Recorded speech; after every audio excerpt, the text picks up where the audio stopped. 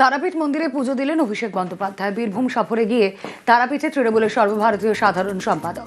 প্রথমে রামপুরহাটে সভা, পরে হাসপাতালে সোনালী খাতুনের সঙ্গে দেখা করে তারাপীঠ মন্দিরে অভিষেক।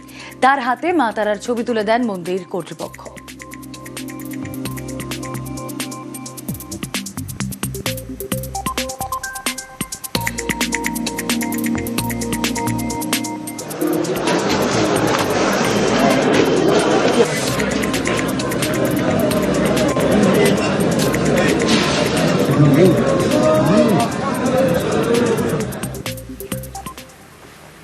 কমিশনকে ফের এসআইআর তোপ মুখ্যমন্ত্রীর।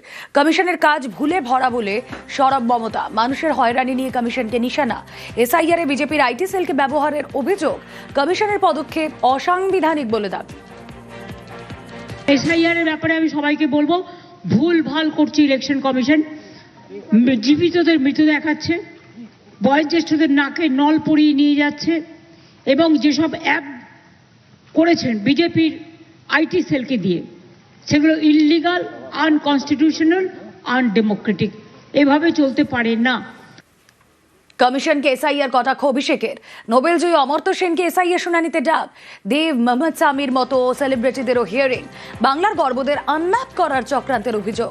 26-এর ভোটে বিজেপি বিদায়ের ডাক।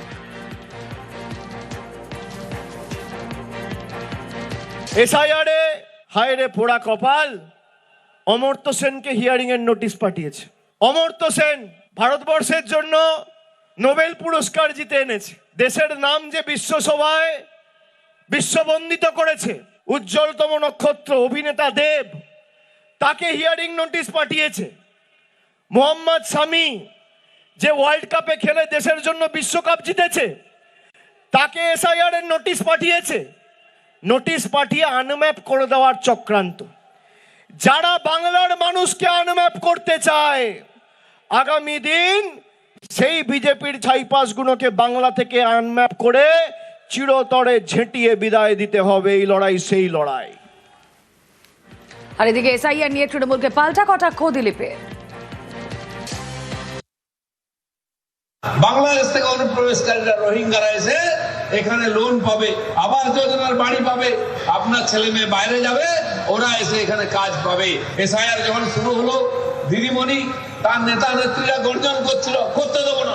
আজ শুনুন, ইলেকশন কমিশনকে চিঠি লিখছেন, বন্ধ করুন, বন্ধ করুন। ভাইপো যাচ্ছে ইলেকশন কমিশনে দেখা করতে।